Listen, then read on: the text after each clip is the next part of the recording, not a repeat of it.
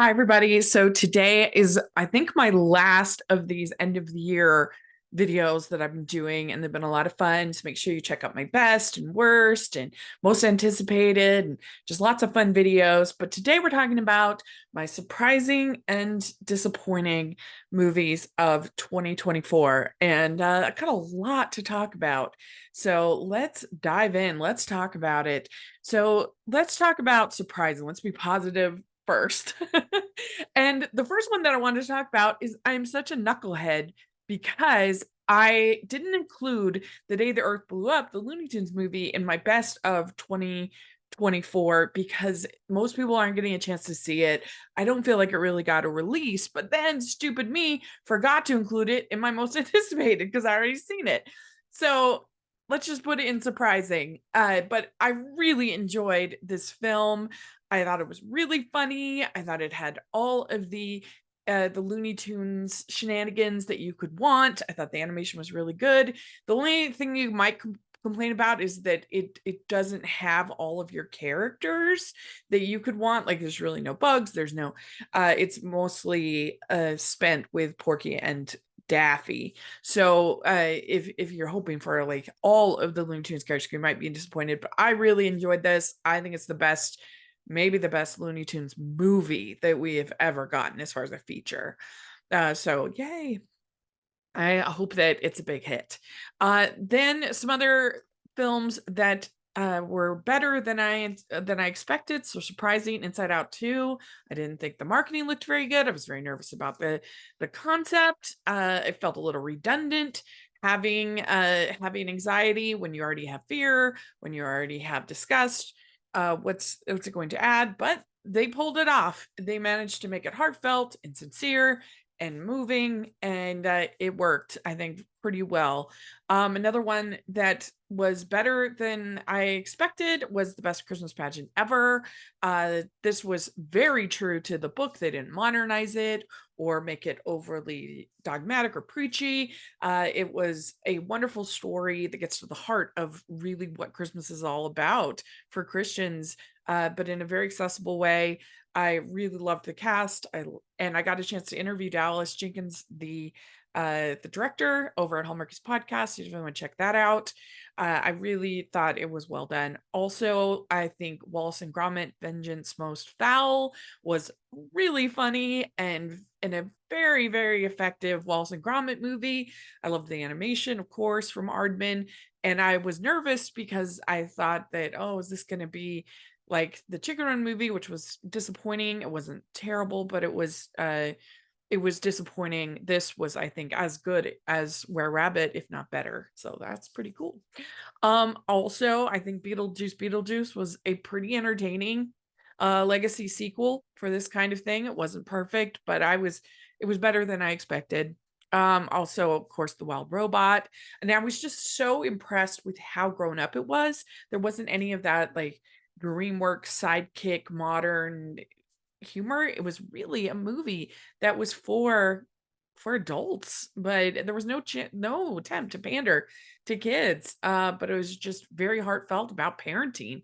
And of course beautifully animated. So I loved that. I was very surprised by a lot of horror movies this year. I kind of tried to expand my palette.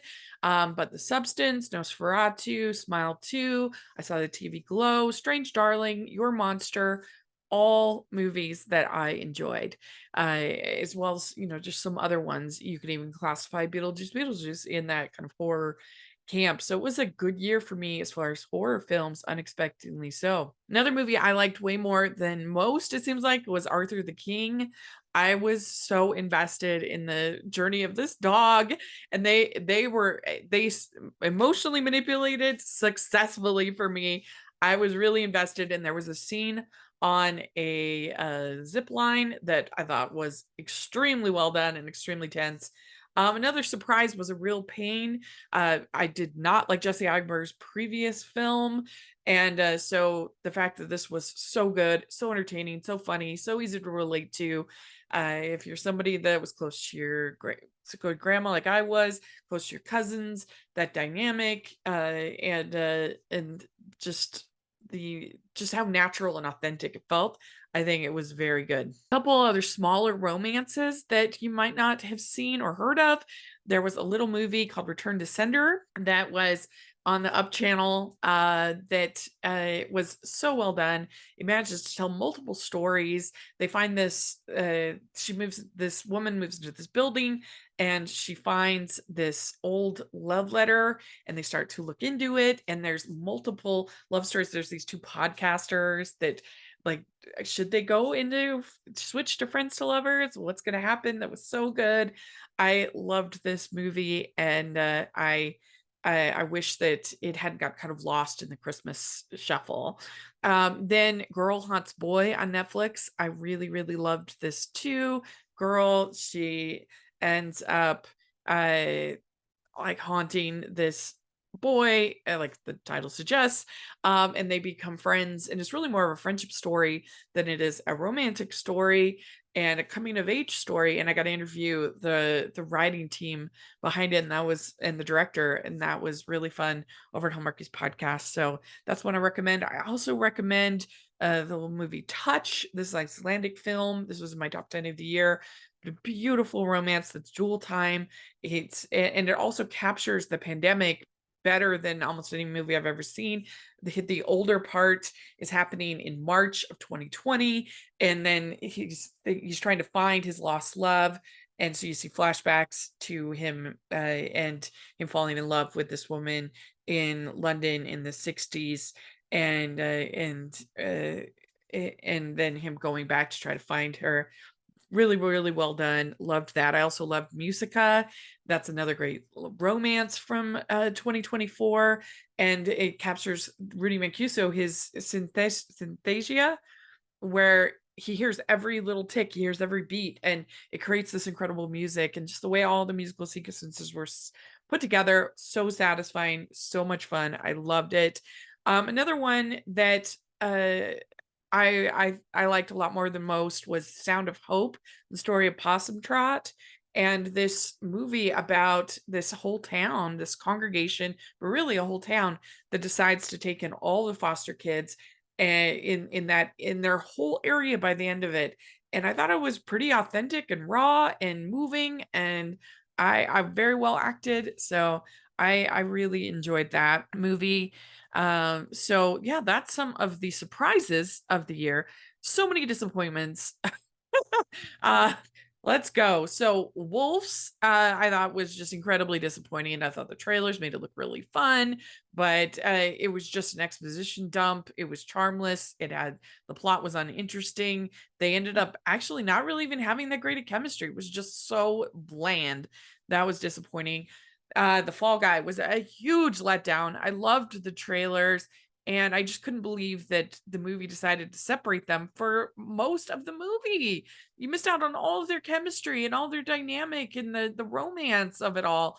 And instead, it was just these empty action set pieces that meant nothing. I didn't care about them. They weren't like I wasn't invested in the characters. So these action set pieces were just like a chance for the director to show off that he's great at stunts. Like, that's not interesting to me. I didn't care about that, and the Fall Guy was such a letdown. Godzilla X Kong, after how good the Godzilla -1 was, this was a big letdown. It was, especially once they got to the whole part on Skull Island, was so boring. You don't have Godzilla for 45 minutes of your movie. Like, what are you doing? Venom 3 was so disappointing. Venom: The Last Dance. They want to make it like all about this great attachment that we have for this franchise, when I just liked it because it made me laugh. Like, the buddy element of this franchise. And it was crazy to me that they expect us to feel all sentimental with montages and stuff, and yet you take our characters away from everything that we're supposed to feel sentimental about, and have him he's doing a road trip with this family. Like, that was so weird. It was so boring. I just really, they took themselves seriously, which was a huge mistake, because the whole appeal was that it was a fun franchise, a buddy comedy element to me. Ghostbusters Frozen Empire was so boring, and everybody gets to be a Ghostbuster. It's just like, what are they doing? It certainly wasn't funny, and just too many characters, a mess. Furiosa, I thought was kind of a slog. They had some cool action, but pretty much everything in it was just a reminder that I'd rather be watching Fury Road than watching this. It didn't do it for me. That's for sure. Kingdom of the Planet of the Apes. Oh my gosh, what a slog I thought this was. Everything was so obvious and so plotting, and I didn't care about the characters. And just like this whole sort of fascist character was so just by the numbers. I've seen this so many times before. I just really didn't like it. Twisters, you have to believe these people are so stupid that it just lost me after a while. And the fact that they took away the kiss really ticked me off. Fly Me to the Moon, I did recommend. I enjoyed it enough, but I wish it had leaned more into the rom-com elements, and then I think it would have been more memorable if it had.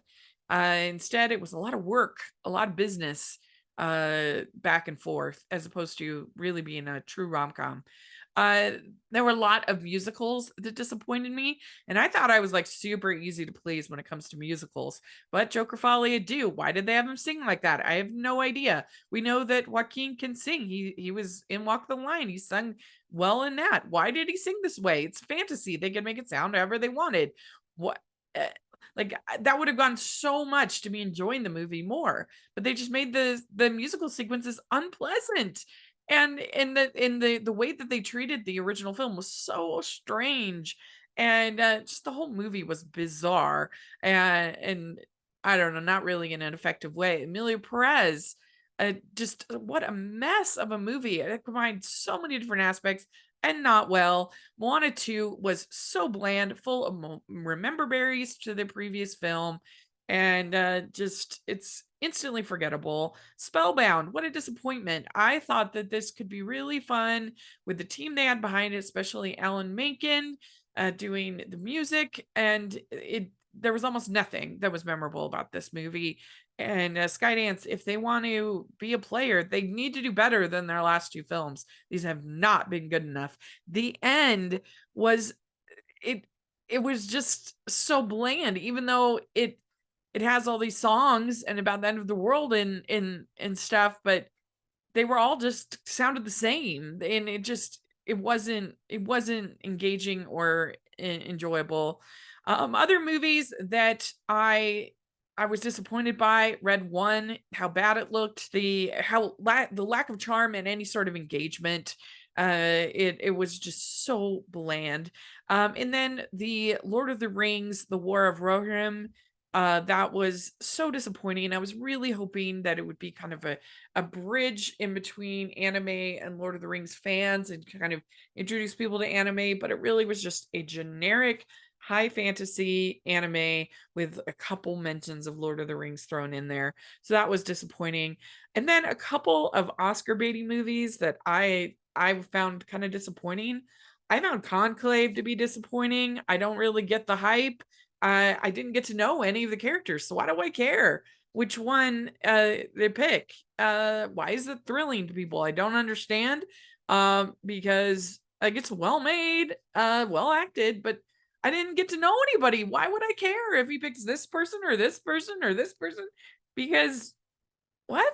Like we spent so little. I don't know. I'm baffled a little bit by that one. Anora, I definitely did not like as much as everybody, and everybody seems to be saying that like it's a hilarious comedy. I don't really understand that. Like I thought it was kind of sad. It's okay, I guess, but I found the ending to be confusing. Like, what are they trying to? What are they going after? And it had definitely been sold for me as this sort of like Pretty Woman for now, and just because they have the same job doesn't make the movies the same. Like they're totally different. So yeah, I don't quite get it. And then Night Bitch. I think if you are a stay-at-home mom that's struggling, you'll really feel seen by this movie. But to me, I felt like it was a little basic. Like it's insight as far as like being a mom is hard. Like it didn't have much beyond that as far as the character and the story and everything. And there's a point there where it's like, yeah, we all know that. And so what else do you have? What do you have to tell me about? And it was just so uncomfortable. And then I was just like, oh, I was, joking that they could use it as birth control, this movie. You never want to have a child if you watch this movie. So I guess there's that. I don't know.